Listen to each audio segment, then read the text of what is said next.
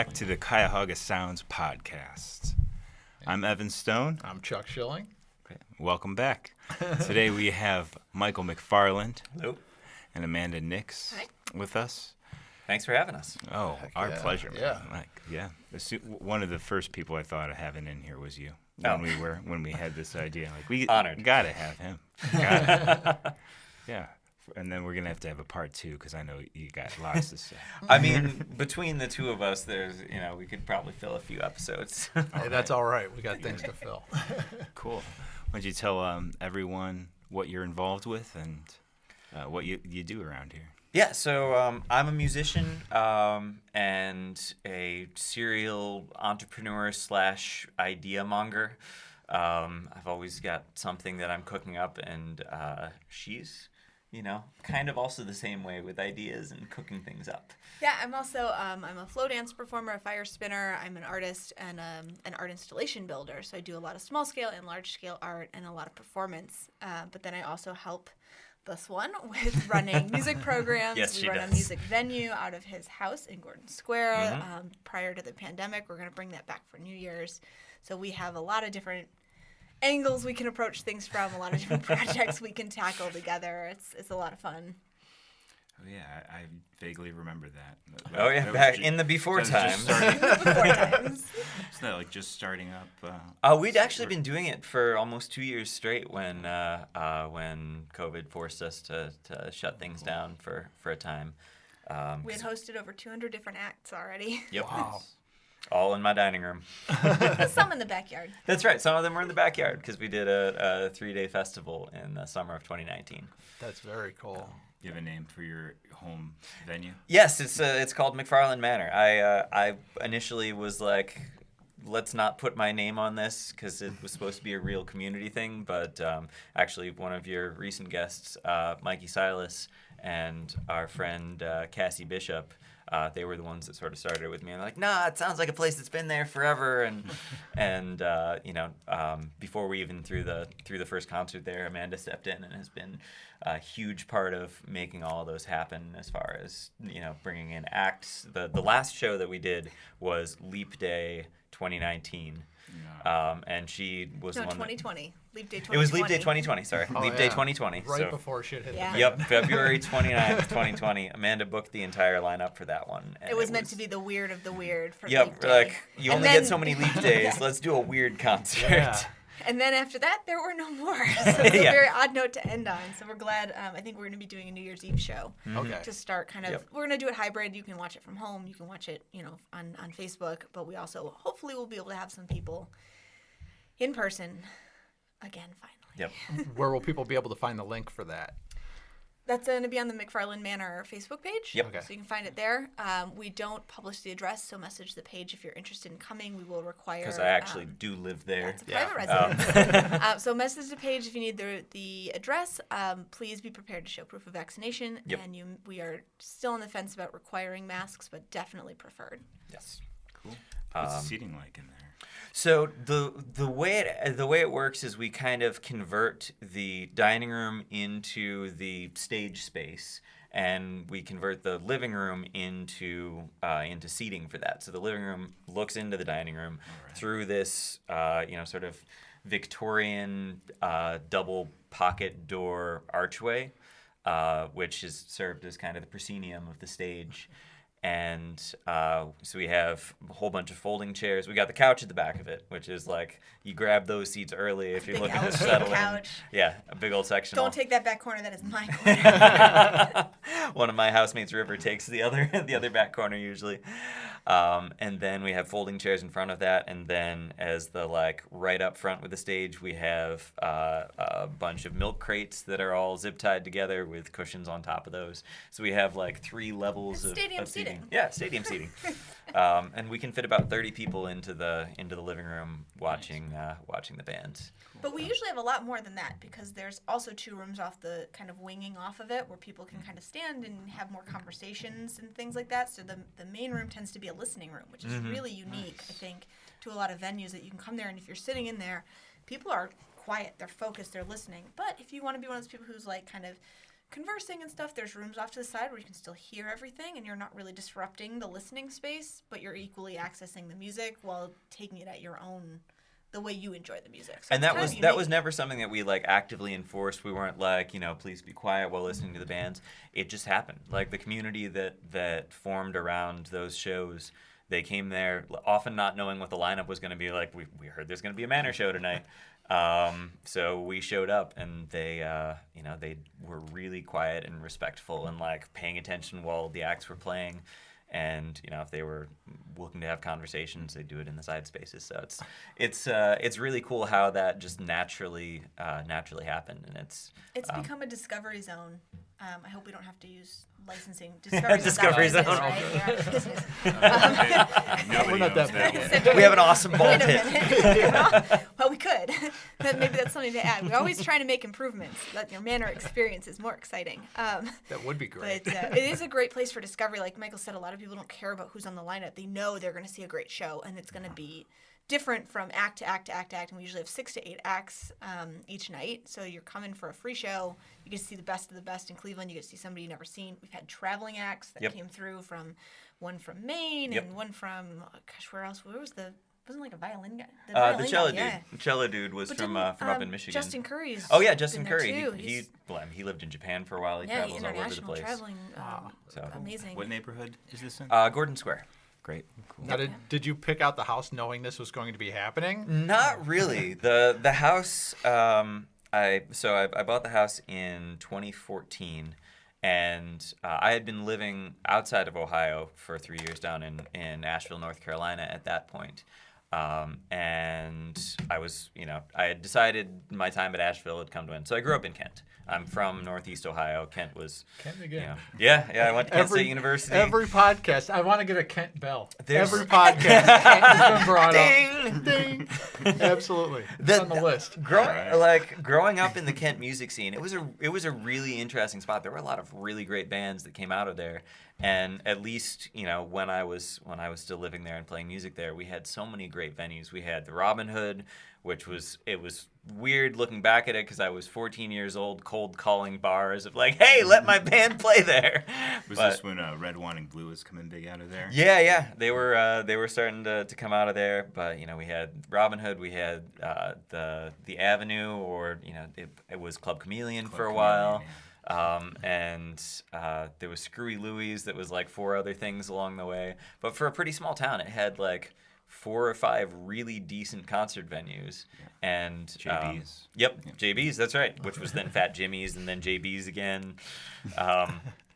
And with the college there, you always had new musicians cycling through. So Kent was a pretty cool place to grow up as a musician because there was always a show to go to every weekend and a lot of really great musicians coming out of there.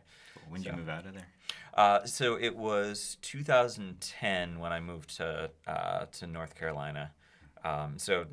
Early 2014, I kind of came to the conclusion that my time in North Carolina was, it had served its purpose. I had needed to live more than 15 miles from where I grew up, and I was looking all over the country because I'd started touring for my music at that point, and it came down to Cleveland or Austin.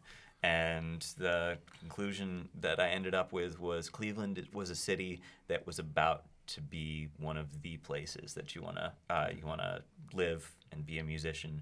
It was still affordable, but there was all of this really great stuff bubbling under the surface. And the house had been on the market for 3 days. And I was visiting Cleveland for a long weekend, staying with a friend over in Little Italy. Went through the house, put in a full price offer on it because it was way below what it should have been priced at, and had it accepted that same day. So it was like, all right, I guess it's going to be Cleveland. And have not looked back. It's a great old Victorian house. It has been lived a little rough in, but that means that like I said, we're always trying to improve the Manor experience. We really get to. It's not my house; it's his, but I get to help kind of reinvent what this house can be while keeping its roots. And it's kind of been one of the things that has been a fun challenge is how can we update this house, give it some love, but also do it with this mind of this is a community space as well. So it's been really fun to figure out how to turn this manor into the hot spot. Mm-hmm. Cool. We've been semi-successful, I would say, so far. I mean, things were cooking right up until COVID, and it was like, haven't, because I think the Manor Fest, the 3-day festival, we had upwards of... We had at least 400 people throughout the weekend. Mm-hmm. And at a single show and a single one-night show, we've had up to 200. That was our Halloween show, 2019, when your album release came out. We had I'm always kind of loosely counting. And she's got one of those little clickers in the back of her mind. Turnstile at the We've door. Never had less than 40, and I think that was the first show. 40 people at this little That's show, you know. And cramming 40 people into a single residence nowadays is... that's not always even a sitting audience either. I mean, people will come in and they'll sit for a while and they're watching. They've got this beautiful backyard. We ended up having to emergency rebuild a pergola one year, the day before the July 4th party because the storm took his old one down. Yep. I mean, we've had all these ways to create and make this space more accessible, and it's been a lot of fun. And we're really, people are coming. They're telling their friends. They're bringing new people every time, and they're coming back. It's we have a core of. Now our core group is 40 or 50 people that we know we're going to see no matter who we put on this bill, plus new people coming in every time. Mm-hmm. And they come, like I said, they come in for a little while, maybe they go on to the next thing, but they always stop at the Manor. Was there any overlap between when Dingy Basement ended and you guys started? Was this kind of like a jumping off? That is a really that's a perfect point to bring up because doing the shows at the Manor was response to the Dingy shutting down. Because there was this gap like. That was left when Ryan Manthe headed out west. Yeah. Actually, he went to travel all around Asia before landing in on the West Coast, and that was why Cassie and Mikey and I initially sat down of like, all right, there's something missing. Cool. What can we do to fill it? And that's how we ended up hosting house concerts. All right. Yeah. For those listeners that don't know, Dingy Basement was something very similar to what you guys are doing. Yeah, kind of a smaller scale and in a basement. Mm-hmm. Right? Yeah, it was a really, really cool space. The first time that I went there, so it was in Lakewood, basement of a duplex, and you went down in these narrow stairs, just like every kind of rental basement is. It's sort of unfinished, but the idea of using the milk crates as the stadium seating that was taken directly from that. And I immediately I think I texted someone like, I'm in the coolest place in Cleveland tonight. Like there is no one that's in a cooler spot than this basement right now. And there's that feeling of like this is this secret thing that that other people don't necessarily know about. Yeah. That you're hearing this great music surrounded by people that love music was what we've been chasing after. And I'm really proud to say I think we have hit that status. And the thing that told me we hit that status was at Manor Fest, this 3-day arts and music fest. We actually had people camping in the backyard. We had a morning yoga instructor. We had an old-timey strongman bending railroad spikes with his chin. We had a belly dancer. We had storytelling. With the Vuvuzela got involved somehow.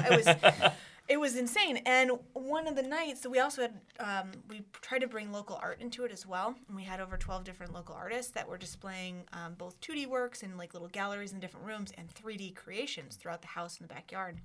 And one of the things... Paintings? What's that? Live paintings? We had live painters for sure. Mm-hmm. That's one of my favorite things. Oh, it's so much. I was painting. A couple of my friends were painting. It was pretty neat. One of the other residents of the Manor, Todd Jacobson, is an amazing illustrator and painter, and so he's done live painting in a few of ours. What's his name? Todd Jacobson. All right. And we've had we also on our single night shows often try to bring in an artist to display their work and sell their work as well. Mm-hmm. So we try to make sure we're incorporating all these sides. But we had this particular installation by Splendid Dimensions, Ross Bachnick. Totally lost track of that last name. There's a lot of phlegm to get it out. He created this UV responsive cubocahedron thing that was hanging. Michael's house has this like turret, the Victorian turret thing, and it's got this big open windows thing in the front. Yeah, like 5 windows all around each side of the octagon. We put this thing in the middle of that, and it's just glowing. And of course, the neighborhood can see this. We're in the middle of a neighborhood. And we'd been keeping it kind of low-key. Like, low-key. We didn't necessarily want the neighbors to know. Even though it's an arts district, we're like... We don't want to rub anybody the wrong way. We want to try to be, conscious of the noise we're making and stuff. But a lot of the neighbors were starting to come to this. And what really showed me that we had something super special was when... all of a sudden at Manor Fest, we've got like 24 of the neighborhood Mom's Wine Club members with their sippy cups full of wine, coming in and being like, I had talked to one of them. They were like, "What's this green thing in your window?" While we were setting it up the day before, and I'm like, "Oh, we're gonna have like a music and arts festival here." And they're like, "Is it like open? Can we come?" And I'm like, "Yeah, sure. Bring a couple of friends." Didn't know the whole wine club was coming, and they're just every one of them walks through every room like. Because there was so much amazing art, so much amazing art. It was just and music and tons of people, and we were grilling out in the backyard, and we always have light refreshments and stuff, and people bring beer for the community cooler, and it was a heck of a party, and people were these people who had no reason to be there other than they heard that there was something happening, and they came in and they were like, "You're doing this again, right? We'll schedule our wine night around this." And that was when I knew that we had something that was so special, because this whole group of people was like, of all the things that we could do, this is the coolest thing we could have picked. And it's right here in our backyard. So a similar experience to Michael's dingy basement experience. Yep. It's cool to get that feedback. I can see that definitely doing better than a book club. Nothing wrong with book clubs. Maybe we should add book discussion to the next Manor Fest. We'll have that out back after the yoga book discussion. Then we do the outdoor stage with acoustic music. Yeah. Fun for the whole family. What's your target date again for your next one? So the next one's going to be New Year's Eve. New Year's Eve, that's right. Right. Including the infamous lowering of Ryan Seacow, the New Year's manatee. He's this manatee sculpture about this long that's covered with lights that, you lower the New Year's manatee at midnight, and his name's Ryan Seacow, of course. So that's been a staple of Manor. This will be the 7th year that Ryan Seacow has been lowered at midnight. Cool. Yeah, we'll have music up till about 1:45. We'll do the lowering and a toast, and then we'll probably do one more act to bring in the new year. Mm-hmm. Cool. Wow. Can we get a hint on who's going to be there, or is that all secret? So music. Both of us will probably be performing. We'll wait to announce the full lineup, because we got a couple that we're we want to make sure down everything's locked down. We want to make sure we're everyone's feeling safe and comfortable. We're still watching the numbers, because things are going back up again with COVID numbers, and we may end up just going back to virtual. We did do a virtual New Year's show last year. It was pretty awesome. So we'll at the very least we'll do something virtual.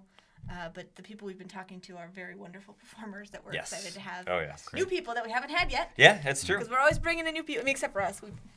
We're probably the few repeats. But I'll be doing a flow dance performance, probably LED kind of dance show. Yeah. And usually don't light up the fire stuff inside the house. Yeah. Not yet. Not after last time. Not until after this new insurance policy is fully gone through, then we'll talk about it. And will you be doing Michael McFarland, or you want to do... I think I'm going to do the Michael McFarland thing and not the Hello Head Rush thing. I was thinking Mess Makers, but we'll see. Oh. We'll see. So Hello Head Rush, I've got multiple musical projects. You need a whole episode. Yeah, we could spend a whole episode on that. Hello Head Rush is my multimedia science fiction electro rock concept project. Okay. I think I actually messaged you about this when I was first starting it up, because you were looking for a project, and it didn't end up being quite a fit for what you were looking for. But so I didn't find any band members for it. So I was like, all right, let's project some virtual band members. Okay. So I've got three of him. Yeah, there are 3 of me on stage, 2 of which are projected. So I'm the lead singer, and then we've got our lead guitarist, he's kind of a cocky jerk, and our bassist, who's he's the more stoic, organized, make sure everyone shows up to band practice on time, the one who organizes things and keeps and it all. And your main character is like the tortured songwriter. Exactly. Who feels compelled to tell They all his look story. like me, but that's just because we're the same. But they all manage to look different too, which is really neat. They're all different. They're all androids of the same model. If you've seen Battlestar Galactica, you might understand this concept.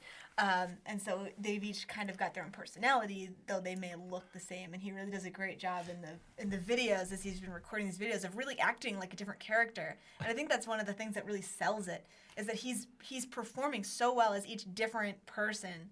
Because, of course, all of the things are pre-recorded, including any interplay between the band members. And he's really thought these things through so cleverly that there's moments when they're talking to each other. It's kind of like in Jurassic Park. That was exactly what I was going to say. That was one of my inspirations, was Jurassic Park, where he interacts with the I need a explainer drop of video. your blood. It's a dinosaur.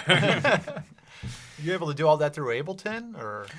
So I actually run all of it through VLC. Okay. I have the projectors set up so they're split across a single desktop, and I can grab one video that has the pre-recorded parts of it, and then I'm spitting the audio out from that, and then I have, for my synth parts that I'm playing live, I've got Logic running along with that, so I'm sending the tracks and the Logic instruments out from the laptop, and then I've got an electric guitar and microphone, which are treated as an electric guitar and microphone. Okay. So yeah. I've run VLC was what I was using. I had a MTV tribute band, so Okay. I was triggering the music videos Nice. off the drum kit, and I used Ableton to trigger VLC, and it also ran the light show that was all synchronized and all that fun stuff. Perfect. That's awesome. Well, we need to add light shows, so let's remember that. Yes. Yeah. Yes. Yeah, DMXis was what came out of there, but it was all through Ableton, all MIDI programmed. It's once you get the hang of it, it's not too bad. But That's awesome. Yeah, I haven't worked with Ableton yet, but knowing that, I hadn't realized you could trigger VLC from that. So Yeah. that is a huge piece of building. You heard the it here next... first, everybody. Take note. I learned something today. This is excellent. The more you know. no, that might be trademark. Now Oops, sorry. The more No, you it has don't to be. know. It has to be the exact same melody. I think you I was flat. did a but- variation. No, you had a a little variation. It's cool. Exactly, change one note. It's just like Vanilla Ice with Under Pressure. Itty bitty change. It's different. Da, da, da, da, da, da, da. It's completely different. That itty bitty change. So how'd you two get working together on this? So We're dating. Yeah. We're partners. yeah, we've Okay. been together almost 4 years now, and The day we met was one of the first days he was tracking any demos for this potential Hell of a this Head is Rush true. project. This is true. And I happened to message him on OkCupid. Yeah. Yep. And I had been on another date that hadn't gone great, and I'm like, all right, who's next? Here's this guy. Apparently, I was next in line. I'm in the studio at like 12:30 at night, working on recording my robot music. And I get a message from her, and so we're messaging back and forth in between me doing vocal takes Wait, and well, like. specifically, what's the message? Tell everybody about Okay. your failings. So, in my OkCupid profile, I had mentioned that I was a fan of Robin Hood movies, and I had specifically mentioned the Errol Flynn movie. I'd mentioned the Disney animated movie, and I mentioned Robin Hood Men in Tights. She complained that I had not included Prince of Thieves Simply in the for list. the movie may be crap in every other way, but Alan Rickman turns in if it were anyone other than Alan Rickman, that'd be a career-defining performance. But it's worth watching just for his. Yeah, Alan wonderful Rickman as Sheriff of character. Nottingham Yeah. is admittedly fantastic, but I So can't. that was my specific message. How dare you leave out Alan Costnerhood Rickman? is not. I didn't say hi, how are you, or anything. I said, how dare you leave out Alan Rickman? And the next thing you know, And we're how dare hanging you out, has been kind of know? an ongoing theme. Yeah, this was his big line.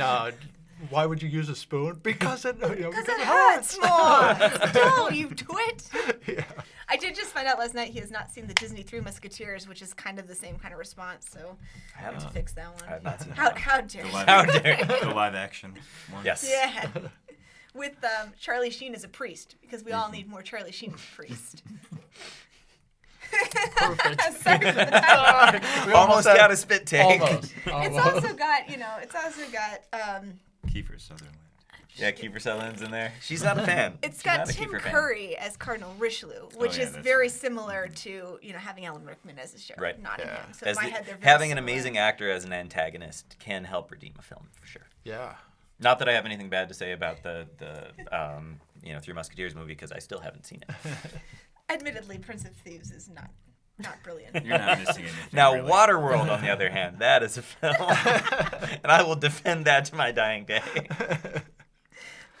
But anyway, that's how we started working together.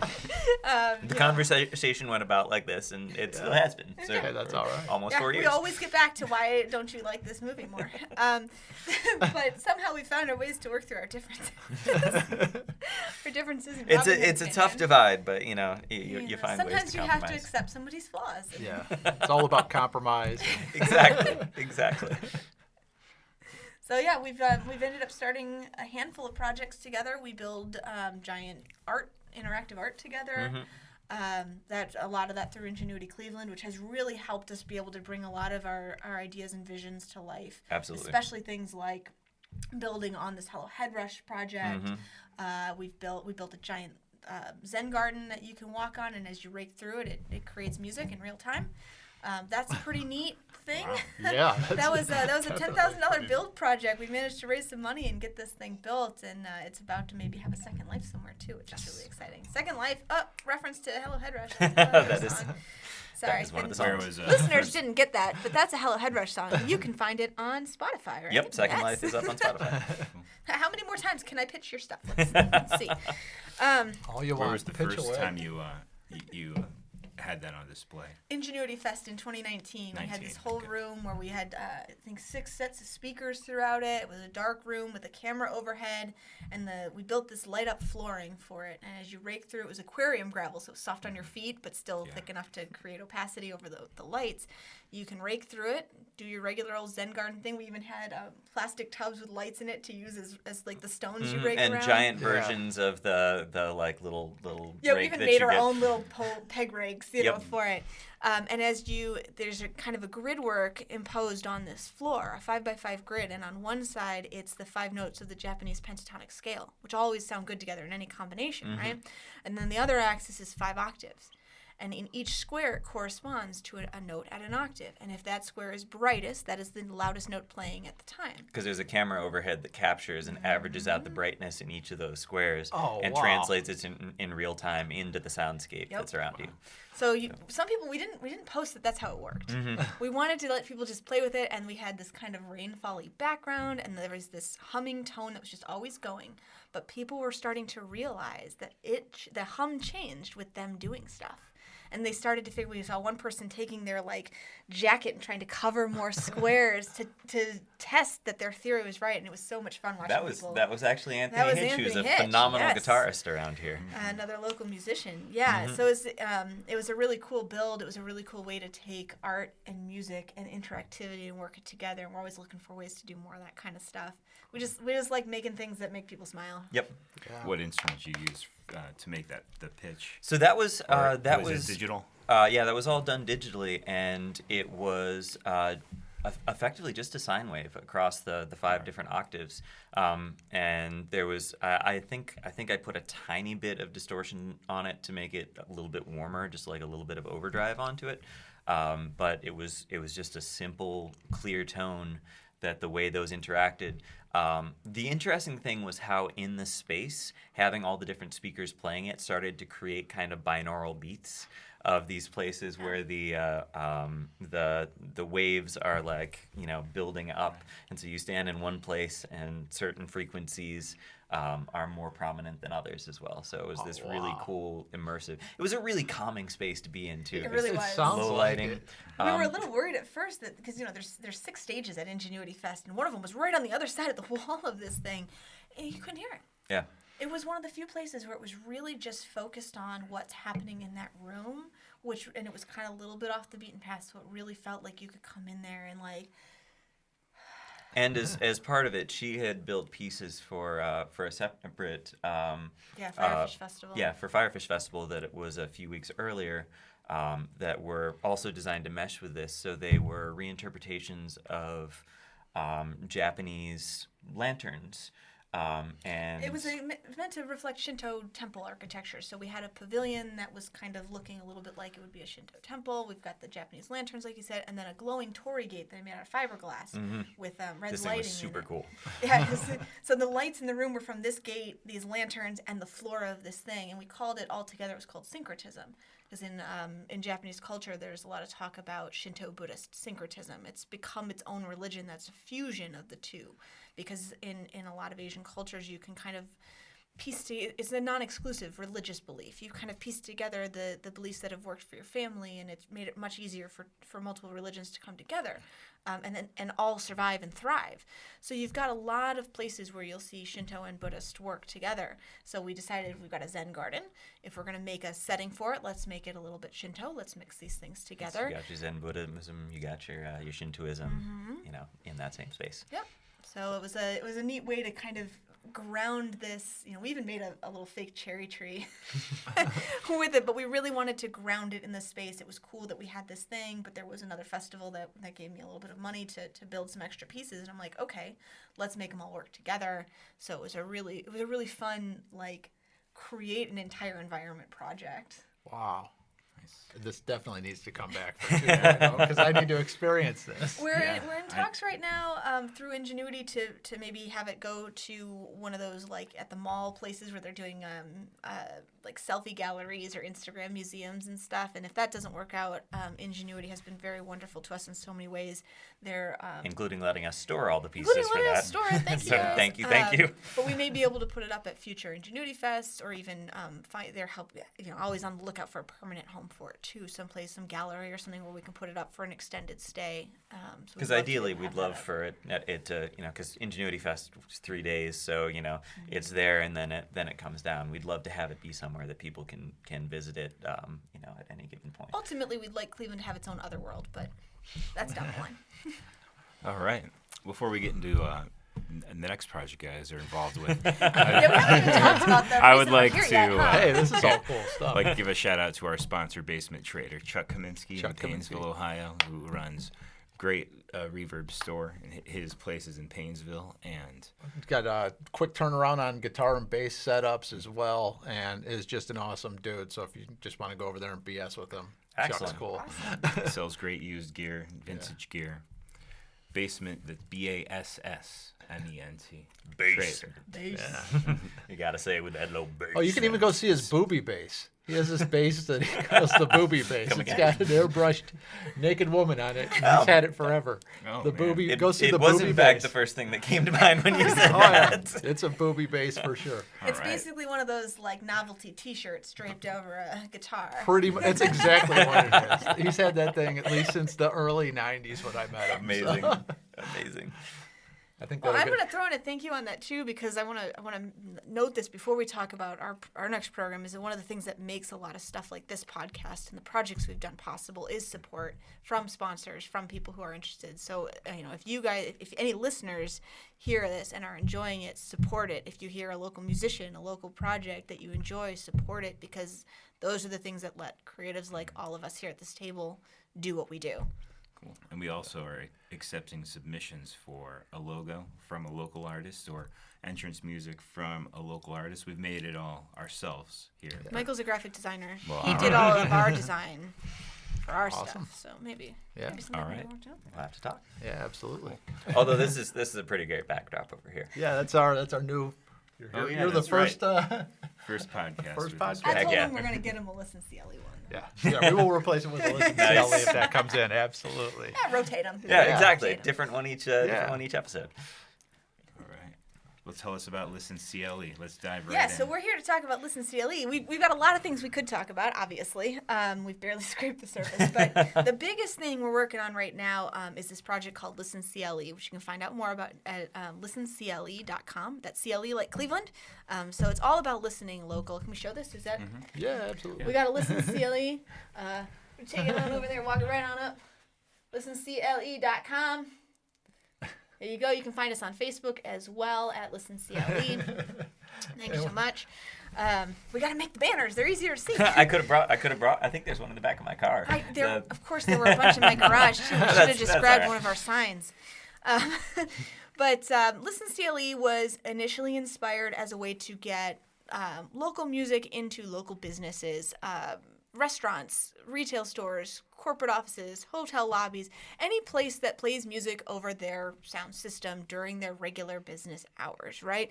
And Michael came up with this idea. You'll talk about a little bit about where it came from. It was while we were in Europe in the summer of 2019. We literally, after that 3-day festival we were talking about, it was the next morning. Like we cleaned up everything and like packed our backpacks and headed to the airport. We spent 10 days in Europe, and part of that was in Scotland. And we, after being in France and Holland and, sleeping on buses and in hostels and all that, we ended up with a rainy day in Scotland with nothing on the calendar. So we're like, you know what? Let's just kind of relax, go see Spider-Man Far From Home. Because we were. We're like, all right, this is a movie about traveling around Obviously. Europe. We're traveling around Europe. We're tired. Let's just go sit in a movie theater in comfortable seats and not do anything for a little while. But we were sitting in the cafe outside of the theater, and I remembered noticing that the music that was playing over the speakers, you could recognize there was a Scottish accent to, like, it sounded kind of top 40-ish, but it was clearly music from around where we were. And that sort of sparked this idea of, like, why doesn't this happen in Cleveland? Why is it that, if I'm sitting in whatever, coffee shop on the corner, that I'm not hearing local music playing there? And so we started talking about, okay, well, how can we fix that problem? Because one of the things that we've run into when talking with how could the Cleveland music community and music scene be improved is there are so many people that just don't know how much good music there is around here. And Because this goes back to what Michael was saying at the very beginning of this about how when he chose to come back to Cleveland, it's because there's so much bubbling here. And it is about to explode. And that's one of the reasons we're really excited about this program, because it was one of our ideas on how do we make it explode. Yeah. Lots of people know we've got all this the music community knows we've got all this talent, we've got all these great resources, we are on the verge of being the rock and roll city. What does it take to get there?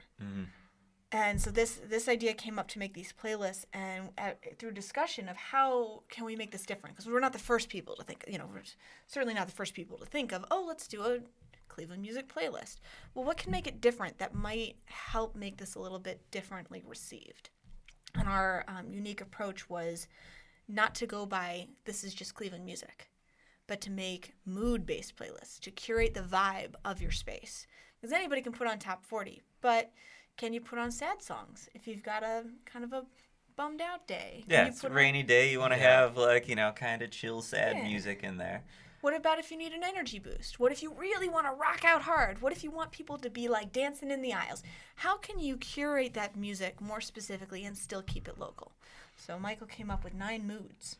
Yep, and we thought, let's ignore genre lines entirely.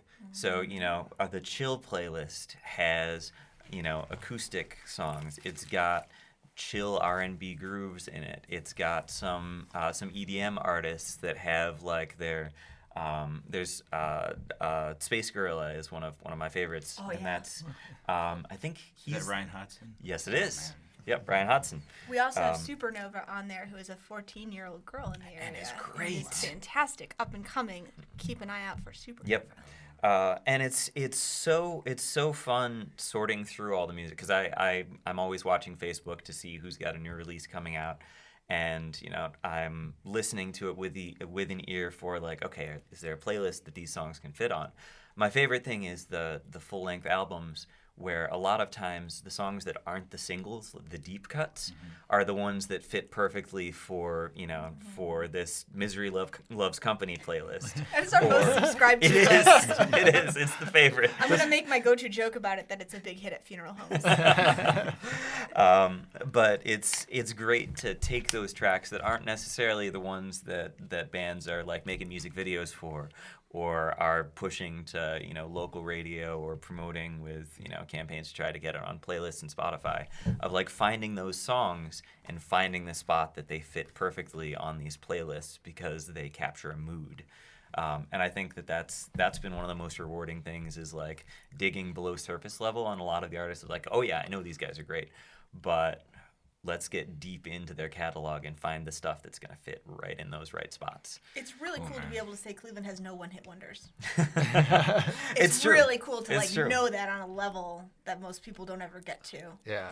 And we're really proud to be able to tell people about that. Mm-hmm. And then in addition to being mood-based, we've ended up compiling so much music that these playlists are 6 to 8 hours long. Oh yeah, lasted Which- all day. I listened to the Exactly. energy one today. You don't There have was to hear the same song twice. Oh Yeah. yeah. You ever, And- if you've ever worked at retail and you've got the We were thinking, retail like, okay, playlist. we need to make it so the people working at the coffee shop don't hate this. we want them to enjoy it just as much as the people who are only there for 20 minutes to an hour. So a lot of, Michael has taken a lot of time. He's really been the backbone of curating all of this. I get to listen to a lot of it too. And as a performer, I often dance only to local music. In fact, I have I taught a choreography class, a flow choreography class that's performing this weekend to one of Michael's songs. But I'll always keeping it local whenever I can use the local music. And it's because I can find it now and I can explore it and know what's out there. So Michael's really done a great job of putting together something that really is a great mood and can really drive you through a whole day. The night driving one is superb. And I That's think it's actually my favorite underrated. playlist. It's Yeah. it's absolutely fabulous because it's good for studying, it's good for driving, it's good for a lot of different things. It's good for I had a long day, I needed energy boost to get me through the day, but now it's time to switch into like cruising mode. Yeah. It really sets you into cruise even if you're not in the car. And I think it's so cool to have these mood-based things because you don't usually go to your thing being like, all right, I'm in an R&B mood. You're in like, I'm in a chill mood. You're more likely to identify with your average person is more likely to identify with how do I want this music to make me feel than, all right, what specific genre am I looking for today? And I think that's going to be, as this continues to grow, the thing that really drives interest in these playlists is that you really can, pick and choose. And if you want to try it out, I guess we should say where you can get them. And not only Yeah. are they on the website, so you go to ListenCLE.com, as we said before, and there are links to all of the playlists which are on Spotify, which means they are free with any Spotify account. We recommend that you pay for your Spotify account so that the performers are getting a little bit more kickback. And if you are a business that's using them, and this is a thing a lot of businesses don't know, just using the radio or just a Spotify account or any of that, actually not legal because it included in those is not the license for BMI, ASCAP, CSAC. So Spotify has it used to be called Spotify for Business. Spotify for Business. Now it's called Soundtrack Your Brand, which is a little bit more expensive, but it also pays better royalties to the artists. So it covers for you. You don't need to go find ASCAP. You don't need to go find BMI. You don't need to pay for all these individual separate things, which sometimes can be, start around $100 a month for a single location and can get up to thousands of dollars a month if you have multiple locations. Soundtrack Your Brand is $50 a month.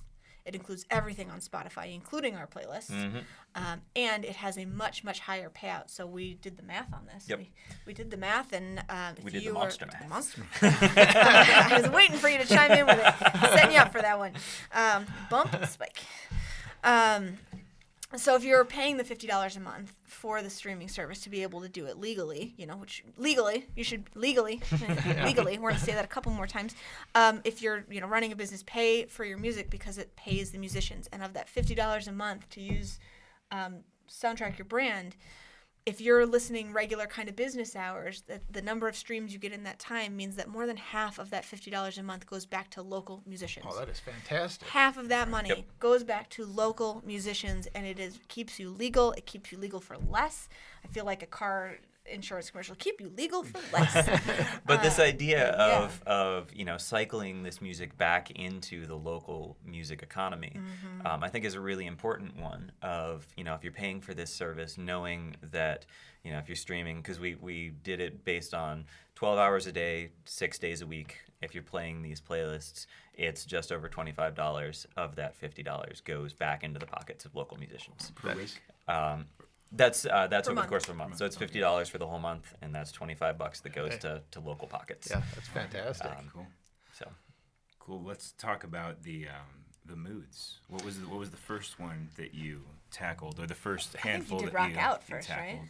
I think actually I went, so I started building these playlists in part by going on Facebook and asking. I think I asked for the sad songs first. I think you did. I think that was the very first one because it's That was definitely the first ask. yeah. I think I'd started building them, but then went on Facebook and be like, all right, local musicians, what are your saddest songs? I want to feel really sad. I want to warn people before they go. if you're in a good mood, you might not be wanna by warn the people. time you finish listening. This will break you. There's one Joshua Jesty song on there God. called These Stars in the Sky, and it is just crushing. It's so good. There's one of Michael's songs on there that I can't even listen to because it's so sad. I mean, there's quite a few really. Sad. I think the reason the sad song playlist is the one that's got the most subscribers is because sad songs are so heartbreakingly beautiful. You know, a really good sad song makes you appreciate how much emotion is tied to music.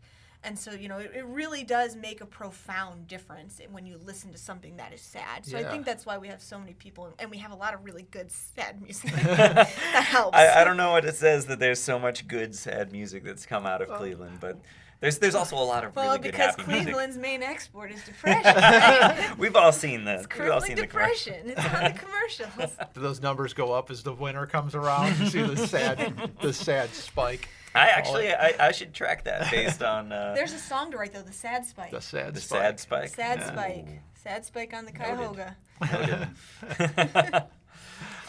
But yeah, we had our first trial run of this in a business. Last December, last end of a holiday shopping season. So there's also there's another parallel organization that we're friends with and like to work with called Made Cleveland.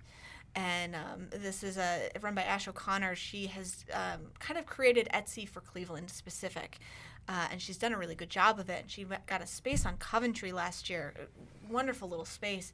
And all these different local crafters who had lost so much revenue from not having craft fairs during all of 2020. She had actually just launched right at the beginning of 2020, not as a response to the pandemic, but it ended up being a really good way to help people through the pandemic, and created this store where makers could bring in their stuff and have this one single point of sale, kind of selling things on commission.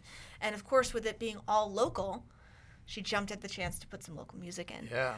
We made some signage for her to put up in the store. She was giving out these cards with every purchase, and we were getting emails and feedback from people who were like, from musicians who said, "I heard this. How do I get involved on the playlist?" And from people who were like, "This is the." I got to work in the store for a little while. I wanted to help her out and staff the store a little bit. Which was also great because she got to be on the ground and watching how this played yes, out. in I got to person. listen to people talking about like, I don't think I know this song, but it's really good. And people will come up and ask like, do you know what do you have on? What station is this? And I'm like, well, it's actually ListenCLE. Here you go. You can look it up. Today's playlist is Groove. And I, at this point, especially on the Groove playlist, I know most of them. So I'm like, this is so-and-so, and this is their song such and such. And you can see them at the Beachland, next week, whatever it is. And it was a really cool way to start testing that, because people who are coming in there already want to support local. And when they found out it was local music, we also had a very small selection of like some CDs and some vinyls and stuff from a couple of local artists. And they're like, wait, you also sell local music? And they're like, do you have this one that's on? I'm like, not this one that's on. And then I went and changed it to the playlist to somebody who we did have in stock. And they're like, yep, I'll take one. So not only did they enjoy the music, but they bought the music right there on the spot. They said, this will make a great gift for my my son who's off at college and loves music. And tell him he can come back and we'll get him tickets to this when he comes back over the summer. I mean, it was exactly what we want this to do. We want people who didn't realize that it's out there to hear it in their regular everyday context, to wonder what it is, to go find out what it is, and to follow it. To support it, either by buying the music, by continuing to stream it. Even your own regular Spotify account will pay royalties to the artist. It's not a ton. It's better to go buy a ticket to their show or buy a CD from them. But buy merch. If you buy merch, if you don't know a band, you can't support them. So if you don't know that Cleveland has 600 different amazing musicians, they're literally everywhere. Yeah. On his street alone, there's 2 or 3 big deal musicians. Yep. I mean, it's insane. And venue operators. And venue operators. I mean, it's there's so much out there, and there's so many people in Cleveland that had no clue. I'm one of them. Until I met this guy, I had no clue, and I love music. I love live music. I love, dancing, and I love partying, and I love events. And I did not know And then I met him, and I'm like, wait, this is like, it's that easy to go find somebody local who kicks ass. It's that easy to get to know them on a level where, like, you can show up to their shows and they're going to say hey to you from stage. Like, that's a cool thing that only happens with local music. You're not going to go to, you know, Foo Fighters and they're going to be like, look, it's so-and-so, you know. You just, I mean, if you are, then, wow, you're living a life. It's really interesting. I was going to say, Dave Grohl is from around here, so it's Dave possible. Grohl's Like, the kind of guy who might. Okay, fair enough. Entirely You're not going to possible. go to the Backstreet Boys. You are correct on that. I can't say O-Town because one of the O-Town guys is from Twinsburg. Okay. And I did meet him. I did not know that. But, you know, you can't go to like a Backstreet Boys concert and you could be the biggest fan of the Backstreet Boys ever and they're not going to give you the time of day. But you can go to Michael's show and he's going to see you out there and you're going to see him see you walk in and he's going to smile and it's going to make a difference to him to see that you're there. And you're going to go up and put $1 into his case when you walk by him playing at 70th Street Studios Third Fridays, and he's going to smile at you and say thank you in the middle of his song because it made a difference to someone who is right there local. And that's what we want to see. We, you know, Ingenuity has been also given us an additional boost with, you know, knowing all these artists and these dancers and performers and makers, movers, and shakers, I always like to say. Builders, makers, movers, and shakers. And the amount of joy that comes from a very simple act of showing up at a show or dropping $1 in a performer's bin. I did not know this before. I did not understand the power of that until I started being involved in the music scene. And there are actually people who think I am a musician myself because I'm so involved in this ListenCLE project. And I'm not. I'm so jazzed by the power of this scene and the power of supporting a scene and making things possible. And we've gone from, you know, unfortunately we're really ready to start marketing ListenCLE in March of 2020. It's really hard to shop an in-business project when all of the shops are shut down. Yeah. But to keep us alive, you know, Michael's wonderful at graphic design as well and was able to keep working on making us look professional, making this great collateral, making it look real nice. So as soon as we were able to say, okay, your store's open, here's local music, we were ready to really look the part. But we got a nice open door earlier this year when the Cleveland music industry conversation happened on Zoom, and it brought together Destination Cleveland, actively asking for how can Destination Cleveland as a tourism board support Cleveland's music industry. And one, thanks for asking, guys. Huge. I mean, huge. Yeah. To have the tourism board say, we know this is a big piece of this. We don't just have the rock hall that talks about everybody else's music. We have the music right here. And they open their doors to hearing how can they, huge. And they've been really backing it really hard. And we really got to thank them big time for their ongoing support. Absolutely. Just had a meeting with them. We just got emails today going back and forth about some stuff. They are interested in supporting and creating this view of Cleveland as a music city. And one of the number one things that they were asking about and interested in is busking. How do we get performers out on our streets, making our city look healthy and robust, making it profitable and safe for those people, and really putting our stars out there for everyone to meet, to experience, to see, and support, right? And this conversation really took off because Cleveland hosted the NFL draft in April. And we got to put out some buskers. So we were, I'm one of the few people I think who has really looked into all of the ordinances around. Because busking is legal in Cleveland. Legal. But yes, we have the Saxman law. The Saxman was a famous, a saxophone player who would busk outside of the ball games and stuff and would constantly get harassed by police. You can't do this. You got to move on. And he's like, there's nothing in the code that says I can't do this. I can do this. I'm not bugging anybody. I'm standing here trying to entertain people. Let me do my thing. And so there was actually an ordinance covered to say you are allowed to do this. Here's where you can do it. Here are the times. Here's what you should think about with noise. And some of that contradicts some of the other ordinances. So we're actually, again, Destination Cleveland is huge. They're helping us get connected to the people who can answer those questions and helping us build this. And we were able to raise some funding during the draft to give stipends to performers to go out during the bulk times. We were able to get all of the schedules for the whole weekend of the NFL draft and figure out where the most people were going to be at what times and say, okay, your act gets $100 plus whatever you make busking. Put out a tip jar. we're going to have crowds, see what you can get. We want to give you some stipend money so that it's worth your time, and we can start gathering data on how profitable this can be, how much response do we get, and give us some feedback. And we had 16 different acts different acts that went out for the NFL draft and crushed it. Not always on the money. We were actually out there on the rainy day. It was tons cold. of people. It was real cold. It was rainy and it was cold. Unfortunately, we were under a bridge, so that helped. But there were a lot of people who were like, "This is cool, but I'm hustling. You know, I got to get to my next thing." And what one of the big things that we saw, because part of what this is trying to do is it's trying to jumpstart a busking culture. Because there are a lot of cities like New York City's got a busking culture. Where I lived in North Carolina, Asheville has a busking culture. New Orleans does. There are all of these cities that it's already ingrained into people. Like if you're going out, have a couple bucks with you to toss into whichever case, whichever musician catches your ear.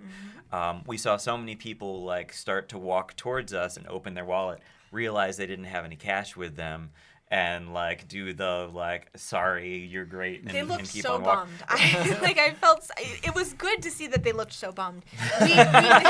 Misery loves company. But Get on that sad it was playlist. good to see somebody literally be like, "Oh no," and look dejected that they couldn't support us, because that told us we were doing something that they liked, just as much as actually putting that money in. And it's nice to have the money, but it's just as nice to know that somebody wanted to.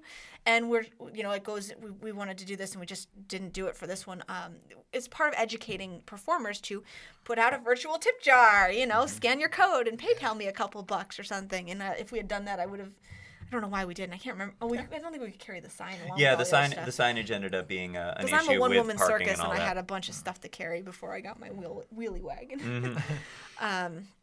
But yeah, so we were, we got to see that there were people who did want to support it, who did like to listen. And on the nicer days, the days that weren't raining, the people who were performing did report that they got some good tips. I mean, we had people who were making about $100 an hour off of the tips.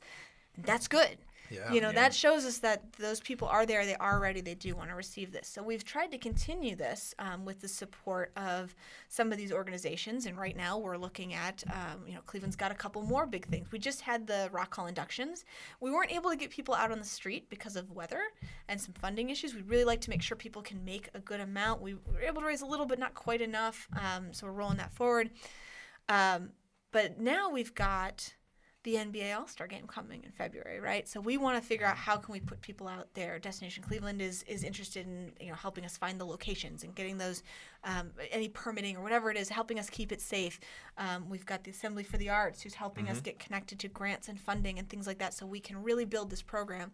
And actually, just speaking of grants and funding, last night at 9 p.m. we were awarded an Awesome Foundation grant to help us buy tents and space heaters to make that outdoor street performance possible during Fantastic. the NBA All-Star Game. So we're gonna be able to get two heavy-duty pop-up tents that have the sides to protect them, because the biggest thing is the wind. If you've got the wind that's just knocking against you as you're trying to play, and if it's a little bit rainy, it's blowing in sideways.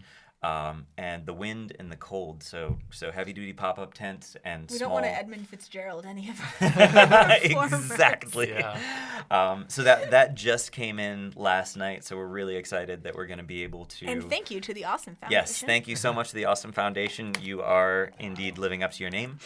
I also want to thank Ingenuity Cleveland. They also will be supplying us with an impact award for this program as well. So there's a little more funding coming in there too. So thank you to Ingenuity Cleveland as well. Yep. Who wants to be next on my thank you list? We are always open for donations. Hey everybody! Hey, ListenCLE.com. Get in touch. Contact at ListenCLE.com. Say hey. Tell us you've got money for us. We are looking for money for a stipend program to get this into stores, so people can try it out in their store. We're looking for 3 months for businesses that are early adopters of this to be covered, so that's $150 per location. Sponsor a location, sponsor the program, $1,500, sponsors 10 places that will play local music. It includes signage being delivered to them so that people know, cards that everyone walks away knowing what it is. Fund us. We're not taking this money for ourselves. We're putting it into the program. We're making sure that it goes to places, like I said, $150 to sponsor 3 months. That's $75 in the pockets of local musicians. Feel good about it, All right. All And- you people that Sorry, weren't we're able going to, to ask for money every chance we get, That's and it's okay. working. all you people that felt guilty when you didn't have anything in your wallet, this is your chance to Yes, make it up. yeah, there you go. But yeah, we're getting all these opportunities. We're starting to have big events come in. Ask us. What does it take to maybe have ListenCLE coordinate some buskers for our event? And we're trying to make sure that if we're hiring people for an event, they're getting paid. The Cleveland Public Library has been fantastic about that. They had a Maker Faire event just a couple weeks ago. We placed 8 different musicians at 8 branches across the city over a week-long span of this event. And the library was very happy to pay very nicely to have those musicians there. Everyone we're talking to about this values the musicians. And I really, really appreciate that. It makes it so much easier to be like, yes, please, let's get in there and do this, because we know that the musicians not only are being appreciated but properly valued. So we're always looking for funding to keep paying for street performance stuff too, until we've really managed to train the Cleveland public to bring money. Yeah, the goal with the Busking Initiative is eventually to get it so we don't have to touch it. Like, people know when you go downtown, there's going to be music on the streets, bring some cash along, and the musicians that are, and other performers, circus performers, things like that are a good fit for busking know, like, it's worth my time to go there. So this is sort of trying to prime the pump a little bit, and with any luck, we'll see in a couple years that we don't have to do any of this. People. We do like the side effects, though, of like, now we're talking to hotels to have live music in their lobbies. That is something we'd like to continue, and not just kind of be like, okay, go show up in somebody's lobby and play. We'd like to help keep curating some of the live things. If we can get more places on board, the airport's another place we'd really like to have, like a little mini ListenCLE busking station out at the arrivals, where you're picking up people that have been waiting there after their plane comes in. Imagine if somebody could show up there and there's just a little mini stage, with some kind of light branding on it or whatever, and maybe some power access, because that's a big problem for busking. And you can plug in, and you can play, and there's going to be people there that are bored and waiting for their ride, and they're probably either they're excited because they just had a great trip, or they're bummed out because they had a sad trip, and your music affects them, either keeping them up or bringing them up, keeping them down, bringing them down, Whichever it might playlist be. you got, and they're going to throw a few bucks in. And we want to try to establish a few places, and there's been a couple suggestions and potential partners that have already been kind of spoken up about making a few ListenCLE busking stations around town that are going to be verified, safe, expect music here places, so that people who are looking, especially tourists who are looking for this vibrant, life street culture, to go see, they know that there's maybe an app, or our website has a map of, like, here are the places, and people know, as a musician, I can go here and I can perform, and there's going to be people around. So we've got a lot of different branches of this. But it's all out. focused around the idea of local music in the places where people are living their lives. Yeah.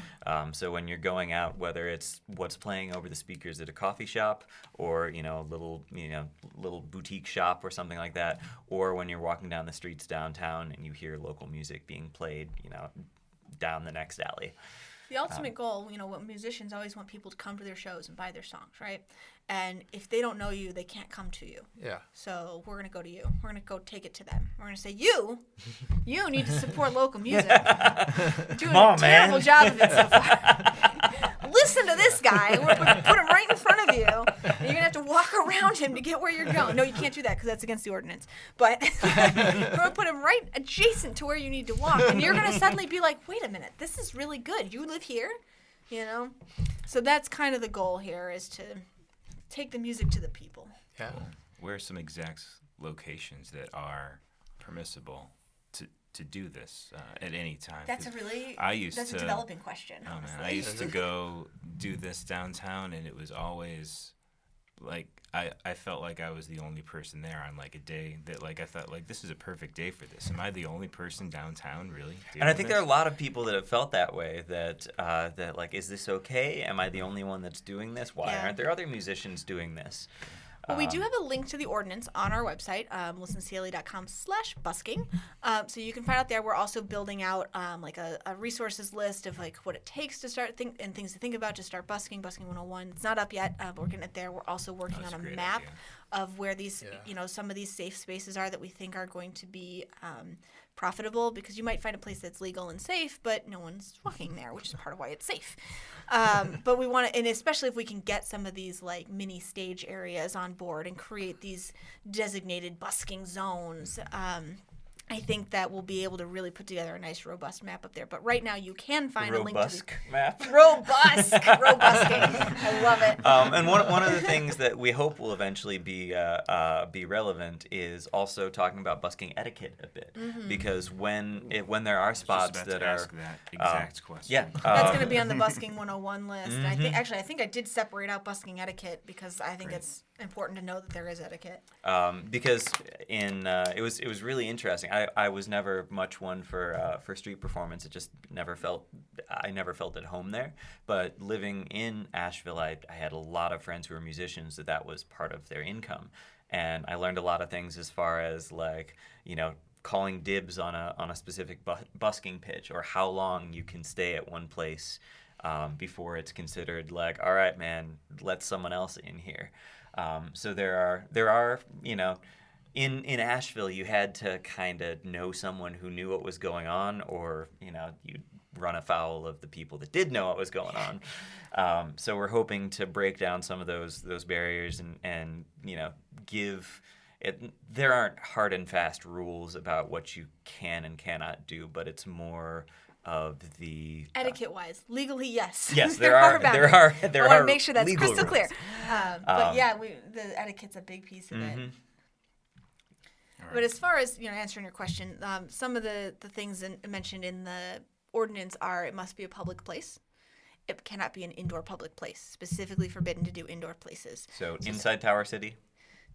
Yeah, we've been kicked out of there just for filming a couple of scenes of our own thing, not even asking for money. We didn't get kicked out of the arcade, but if I think we had set up a busking tin, we probably would have been. That was just for filming something. But it has to be a public place. It has to be out of the walkway, and you cannot be someplace where. So it doesn't necessarily that doesn't mean off the sidewalk. That means that there's enough space for people to walk by, even if you're set up. You also have to make sure you're set up in a place where if you do have a standing audience, they aren't blocking the walkway. So that's an important second piece that a lot of people I don't think realize. But when you say a public space, what's the first public space that comes to your mind that you'd want to go busk in downtown? Public square. Not a public space. Not technically a public space. I've busked there. And there's a lot of trouble, places you won't get in trouble. But, you know, we found out that like Huntington Park, the nice grassy area in front of the prison there, the grass, not okay. The sidewalk's okay. Wow. You know, so this is all going to be covered on the website. Gosh, I hope so someday. It's not all up there yet, but that's why know, we want to she's have working busking through. stations. If we can make busking stations, you know, like if we can get somebody from Public Square who says, you know what, yes, we have a stage, we have a little area that we can set up, that it's okay, and we're going to let you maybe put up some branding or something, and people can expect that here. Maybe even turn on the power for them occasionally, you know, something like that. That might be one of those kind of busking stations. Now, there's plenty of places that may not technically be public space. You know, the Public Square is a very unique situation in the different organizations that run it, that have say over it, and you know, I've done some events on Public Square that were wonderful, and the people who I've worked with there have been very, very helpful in making things possible there. So I'm hoping we can maybe talk to them sometime about making this busking stand possible. But I have had people say, well, I want to busk at Public Square. Can you get them to turn the power on for me? No, I can't. You have to be prepared for the place that you think has, just because you see an outlet, that doesn't mean you're allowed to use the power. So there's other places where you might be in a legal space set up and you plug into an outlet that has power, but you're not allowed to use that power, and you could get in trouble for that. So there's so much weird nuance. You know, another place that strikes a lot of people as a public place is that U.S. Bank Plaza. They're under the chandelier in Playhouse Square. But that's technically not public property. That's owned by Playhouse Square. They have a special license to serve alcohol there. They have a stage there, but they program that stage. And just showing up and playing there, you may not be asked to leave, not every time, but technically, are you supposed to be there? Probably not. So it's finding those areas, and maybe we can work with Playhouse Square and say, hey, can we set up a busking stand here? Now, they do program and schedule music, so we'd have to make sure it's not during those times. Or maybe we can take over scheduling that music and make it a ListenCLE stage, you know? So there's a lot of different places we can find to make this happen. But there's a lot of nuance that we need to get ironed out about. Okay, so we can't go on the grass here, but we can go on the... And that's we're hoping to, you know, there's no way to list every single place you can or cannot do it. But if we can, you know, come up with a set of, okay, we know there's good traffic, we know that this is legal to be here and all these, and sort of have this map of the prime spots in Cleveland that are legal, have good traffic, all of that. Safe. Well Yep. lit, Yep. you know, usually with a wall behind you so you can have your back up against somebody can sneak up behind you. Businesses nearby, this is actually in the ordinance, you can't have any local business nearby that complains. If they complain, you have to move.